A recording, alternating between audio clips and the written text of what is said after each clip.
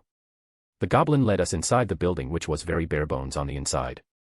The ground only consisted of dirt, which was covered with a large rug, and the only piece of furniture was a small podium. Rimuru sat on the small podium, while I just stood next to him, but a little further ahead of him and not directly beside him. I want to show that we are at the bare minimum equals, and possibly that I am stronger. It's the little details that stand out in cases like these. Rimuru decided to speak up first. So, what favor did you guys need from us? I'm sure you have noticed that the monsters in the forest have become more active than usual after our god's disappearance.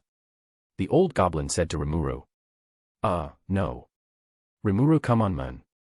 You have great sage and magic sense, which you should have thought to use it to observe your surroundings better. I admonished Rimuru, but only in my mind. It's better he makes mistakes and learns now at this point where I can easily bail him out of the consequences if necessary. The goblin continued on after Rimuru's answer. Ever since our god's disappearance, the monsters have been harassing us more frequently, specifically the dire wolves. I'm just a mere slime, I'm not that strong. Arttoria here is much stronger than I am. I'm sure she can easily take care of any monster in close range of your village. You don't have to be so modest, a slime can't possibly emit such a powerful aura as yours. I see Rimuru stand still for a second until he starts wobbling a little after he notices the aura he's been showing this entire time. I saw his aura recede when he did it, or Great Sage did it for him. You finally noticed, Rimuru?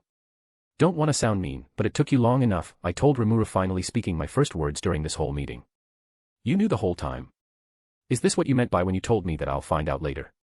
Rimuru, literally any monster out there could sense or see your aura, even a rabbit would know better. As for me, I sensed you immediately. That's why I was able to find you so easily. I was basically walking around the forest naked, just letting my aura rampage like that. You're a slime, you're already naked. Oh yeah, I guess. I could see Rimuru having trouble on how to pick up after our little talk. The goblin chief was waiting for us to tell him something, so I decided to help him out a bit. Chief, Rimuru here was merely conducting a test. He was testing to see how well you could withstand his aura, to see if you were worthy of his help. Oh, I see, it was test. Am I right to assume that we have passed? I looked at Rimuru and sort of just gave him a look, telling him to take advantage of my help. Rimuru seemed to finally get the hint. Yes. This was merely a test of courage for you goblins. Now what do you want us to do? The goblin chief bowed his head in response to his question. The dire wolves around the area have been attacking our village, and we have lost many lives due to that. Even our strongest warrior, my son, who was named, was slain by them. They are too strong for us. My son sacrificed his life to be able to tell us all this. How many people do you have? We only have 60 in fighting condition, women included, but we also have many who are injured. If I were to help you, what would we get in return? Oh, look, he bundling me up with him by saying, we. The goblin chief was struggling to think of something because, to be brutally honest, they had literally nothing to offer for the help they wanted. We can offer our complete loyalty to both of you. The goblin chief said with conviction, and then proceed to bow once again with his head on the floor. Wow, 2 leaders. When has that ever gone well in history? There totally won't be a conflict that will eventually to a civil war between both sides.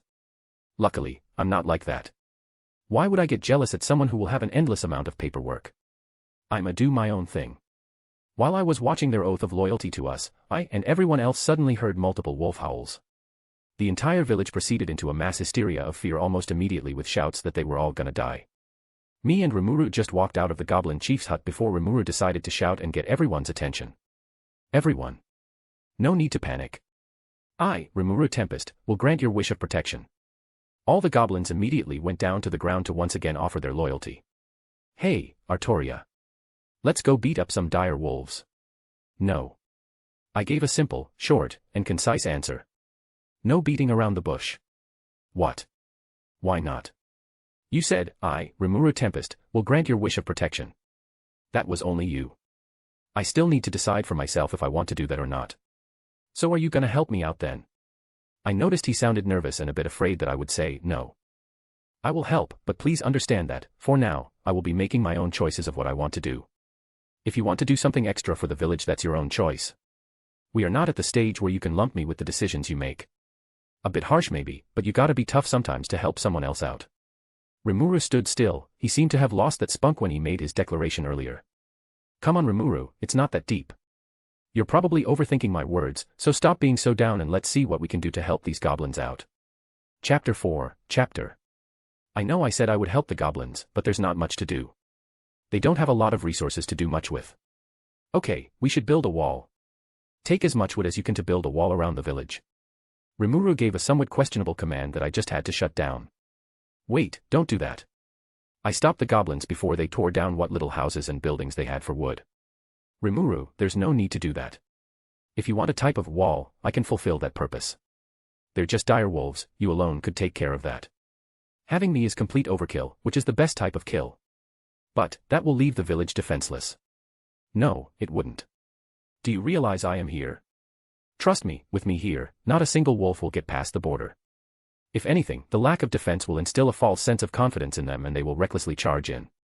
That's a very good opportunity to set up traps and obstructions that will reap many casualties on the wolves' side. And if somehow it fails, I can just bail out the whole village. I sound like some general or something. Ah, must be the King of Night's skill. I'll trust you on that. So, what kind of traps can we set up? We only have until nightfall before the dire wolves attack. Rimuru, that's simple. Think about what skills and abilities you have and focus on how you can use them to the best of your ability. You think about that and I'll go see the injured goblins and heal them. I left him with one piece of advice before heading to the building that held the injured goblins led by the goblin chief. While walking there, the goblin chief started talking to me. Rimuru said that your name was Arttoria. You look human. Do you have a last name or family name? My full name is Arttoria Pendragon and I'm not a human. My last name gives away part of what I am, but I'll tell you about my other part later, if not you'll probably find out on your own. The goblin chief was quite shocked to say the least, even those who were close enough to hear. I didn't bother to hide my name and hint at what my race is. It was going to be revealed eventually, so I might as well reveal it here where they can't do much with the information and they won't plot some way to manipulate me or something like that. They are not smart enough to do anything like that, not trying to be mean, I'm just being honest. The goblin chief led me into the building where all the injured goblins were. It was a very bad sight. It wasn't disturbing, but it was clear most of the damage to the goblins was due to lack of proper care and the wounds they suffered were made worse due to infection and things like that. My final verdict was, it was nothing Avalon couldn't fix. These are the injured goblins we have. We've done everything we could, but we lack the things necessary to at least make them feel better. Don't worry about that. I can easily heal them back to full health. I haven't used Avalon at this point, mostly cause there was no need to, but I just needed to use Avalon to cover this little area with the goblins so they would heal to full health. Using Avalon was like using another body part. It felt so natural and like I was meant to have it. Once I activated Avalon, making sure to only affect the little hut we were in, there was a burst of light that filled the area. After it settled down, the place looked more bright and beautiful than before, even for a place like this. It was like a picture that was edited to make it look as beautiful as possible on social media. There was a golden hue similar to the golden hour during sunrise and sunset. There were little motes of light going around the place which I noticed were little fairies and spirits. Instinctively, I knew there were supposed to be more fairies and spirits, but since the area is too small it can only hold these little ones. The little fairies and spirits were quick to gather around me. I could feel they were immensely happy to be able to be near me. It was like they were worshipping me, which would make sense, I have some sort of divinity. Immediately the goblins that were injured, even the ones on the brink of death, were healing at a rate visible to the eye. The bite wounds, the infection, and even the lost limbs from the goblins were completely healed. The injured goblins then stood up and looked like they were never injured. Their bodies were perfectly healthy like they were in the prime of their lives. The goblin chief along with all the newly healed goblins prostrated themselves before me. They were borderline worshipping me, which kind of felt good in a way. Not from a narcissistic perspective, but from a faith perspective, or something like that. It felt natural for me. Get up, the dire wolves are still going to attack, so don't be too relaxed.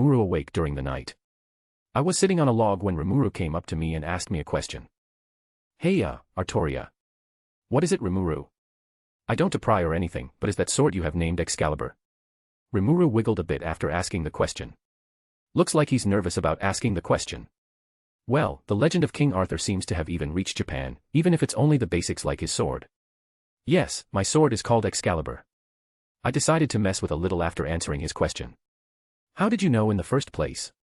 There should be no one who knows what my sword's name is. I released just a tiny bit of my aura and made sure to focus it only on him to not disturb the goblins and dire wolves. Do you have anything to say? Did you use some skill on me to find out? I started talking in a more serious and accusatory tone. Whoa. Wait, hold on a minute. I can explain. There's no need to get so serious. Let me guess, you also know the name of my lance. I want you to answer and don't lie to me, cause I'll know. Your lance is called Reincarnated, right? Just chill a bit and let me explain. He's really panicking now. All that wiggling and squirming he's doing puts a small smile on my face. I'm just messing with you. You should have seen how you looked. All that wiggling and squirming was kind of funny. So, how do you want to explain how you know the name of my sword and lance? Well, I've heard stories in books and as well as myths and legends about Excalibur and Reincarnated and how they are holy weapons. Normally that would be a good reason, but there's one thing. He was in a cave for around 3 months and is now in a goblin village that has no books. I'd like to see him explain his way out of this one without revealing he is a reincarnator. I'll probably tell him about me too. He might be too trusting of others, but he himself is a trustworthy person. Explain one thing to me, Rimuru. You are a slime in a forest that has no human settlements, and the one settlement you are in is a goblin village that has no books or literature about anything. They only have word of mouth to tell stories. So, tell me, Rimuru, where did you read these books or hear these stories about Excalibur and Reincarnated? Rimuru looked completely shocked even for a slime at the complete destruction of his claim. I could literally see him try to come up with something on the spot. Even if he is using thought acceleration, it wouldn't matter. Hell, even Great Sage can't help him on this one. Try explaining how you know all this stuff, when you've only been in a cave and a goblin village for your entire new life without mentioning you're a reincarnator or otherworlder in this case. Look, Arttoria, can I trust you with something? Wow. He's giving up his secret this fast. Well, I did kind of, not give him a choice in this matter. That's a big question to ask for someone you barely met, but you can trust me. Well, it sounds suspicious when I say it like that, but you get the idea. The thing is, I reincarnated from another world, and in that world there are many stories about someone named Arthur Pendragon who was a king who had a powerful sword and lance called Excalibur and Reincarnated. When I heard your last name was Pendragon, I thought about those stories and I took a shot in the dark when saying the names of your weapons. I didn't expect it to actually be named that. It was coincidence, I swear. Oh, that's all. I immediately retracted all my aura and returned to a nice, cool, and calm expression. I thought you react more to that though. Well, it seems I left him confused, puzzled, flabbergasted even. You could even say bewildered. Well, since you decided to trust me with that, I guess I should also tell you a secret of mine, and I'll trust you to not tell anyone else unless given my permission. Got it. Crystal clear. Well, I'm also a reincarnated person. My sword and lance are the real deal. They are very powerful weapons. My last name also isn't for show either. It has a purpose. Rimuru looked even more shocked than he was before, so I continued before he asked more questions. I was a human in my past life, and now I reincarnated as part dragon and part divine spirit. I also know the stories of King Arthur, and the skills I have are a reflection of his legends and myths. I'm basically a female King Arthur. Wow, so you are also a reincarnator. I was also a human, and now I've reincarnated as slime, as you can see. I was from Japan. What about you? I was from the United States. Texas to be specific, if you wanted to know. Texas. The place with all the cowboys, barbecue, and where they all go yeehaw. Rimuru seemed way too excited about me saying that. Is that what people from Japan think of Texas? I'll be honest. I was going to correct him, but then I thought about it. The Houston Rodeo is a month long. There are also a bunch of other state fairs with livestock shows. A whole American football team called the Cowboys. Literal barbecue competitions that have way more attention than you would expect. I mean, Texas A&M University has a literal class on how to barbecue. Ah, yeah. That Texas. I let out a sigh of defeat. I've lived in Texas my whole life, and if there are 3 things all Texans like, it's football, barbecue, and guns. He's not entirely wrong, I guess. That's cool. Sometimes I would imagine myself as a cowboy in the Wild West with a revolver in a duel with tumbleweed in the background. He sounded like a kid getting all excited about it. That's so cliché and stereotypical. I'll admit maybe a tad bit ticked off at that one, but I guess it's just an example of how far American culture has spread throughout the world. I don't know if I should be offended at the cliché thought or happy that someone from Japan would know about the kind of thing. I am kind of jealous that you are part dragon and divine spirit, while I'm just a slime. Oh Rimuru, if only you knew what was in store for you. Wait, you said divine spirit, right? Does that mean you have divinity? Are you some kind of goddess? Not a full goddess, but I'm close to it. I'm basically on the doorstep to goddesshood. I think if I gather enough faith or worshippers, I'll be able to evolve into a goddess. It was a shot in the dark, but that felt like a good starting point for some kind of evolution. You can be a religious figure in this village. It might be small now, but eventually, I'm sure we can do something to get this up and running and attract more monsters, and maybe you get that evolution you need. There goes Ramirez's helpful and trusting nature at work. He's lucky that he met the people he did, or else things would gone a completely different route. That sounds nice, Rimuru, but you do know the work that will require, right? It's more than just gathering a bunch of monsters. There will be many problems to face, but we can get to them when they get here. Does that mean you'll stay and help out with the village? Yes, Rimuru, it does. You'll need a lot of help and someone to tell you when you're wrong. Even if I am blunt with my words at times, it's only to make you a better person. Rimuru seemed to be in thought for a while, so I got as comfortable as I could sitting on the ground with my back resting on a nearby tree stump. He noticed what I was doing and asked me a question. Are you going to sleep? Do you even need to sleep? No, I don't, but I still can. It's more of a relaxation method for me instead of a way to regain energy. So yeah, I'm going to sleep. I would say good night, but I doubt you'll be able to sleep since you're a slime. What? I can totally go to sleep. Whatever you say. I then proceeded to let the Sandman take me into a nice sleep filled with dreams. //////////////////////// Goblin Village, morning. I woke up feeling good. Well, as good as I could for the situation I slept in. I saw Rimuru on the log we were sitting on yesterday and he quickly noticed me. I could see the envy and jealousy oozing off of him. You were right. I can't sleep. Maybe someday you will. Come on, it looks like the goblins and dire wolves are gathered waiting for us. Chapter 5, Chapter. Me and Rimuru were currently standing in front of a crowd of goblins and dire wolves. They were standing around waiting for Rimuru to address them all since he is now the de facto leader of this village. Well, I guess me and him share power so we're like co-leaders, or if you want to get technical, it would be a diarchy. Okay, everyone listen up. The dire wolves are now part of our group. They will be our friends and allies from now on. He sounded confident there. That's a good sign. What I want you all to do is get together in groups of 2, 1 goblin and 1 dire wolf. The goblins and dire wolves, to my surprise, quickly got together in pairs. I thought it would have taken a bit longer considering their history with goblins dying from the jaws of a dire wolf. After they paired up, only the future named Ranga was left, so it was clear Aramura still gets his best doggo. I'm surprised there's no dire wolf for me. Not that it matters, since when we go to Dworgen, I can easily run with them and keep up. Okay, from now on you guys are a team. So make sure you guys have look out for each other. We'll form groups for hunting, clothing, and building. I can see his thought process. He's going down a list of things in his mind to check off, and while it may work here in this situation, when it comes time to give some kind of formal speech it will be a disaster. By the way, do any of you guys have names? 'Cause it's hard to identify all of you. The goblin chief spoke up. Sir Rimuru, we do not have any names. It's an uncommon sight to find a monster with a name. It makes a monster stronger when they receive a name. I'll give all of you guys a name. How does that sound? All the goblins and dire wolves immediately became shocked. Sir Rimuru, are you truly sure you want to give us all a name? I know you have a lot of magical energy, but it's still a risk. The goblin chief gave what would have been a good warning to any other monster, but this is Rimuru we're talking about. If I didn't know he had Veldora inside him acting as a glorified Magicule battery, I would have put a stop to him immediately. Yeah, I'll give you all names. It's no problem and I'm fine with it. He'll be fine until he names Ranga. We are truly thankful, Sir Rimuru. I know the goblins are trying to be respectful, but something about them calling him Sir is sort of ticking me off. He's not a knight, nor did he go through any sort of ceremony or ritual for knighthood. It seems my King of Knights skill is affecting me more than I thought. It's not a personality change, it's more like a desire to do things the right way. I can just ignore it if I want to. Rimuru then proceeded to give name to all the goblins. He names the chief Rigard, his other son Rigor, and the rest some form of gob followed by random letters. I knew his naming sense was kind of subpar to say the least, but hearing it and seeing it was a different feeling. I felt second-hand embarrassment from the names he was giving out. Hey Arttoria, do you want to name some goblins or at least some dire wolves? No, I do not.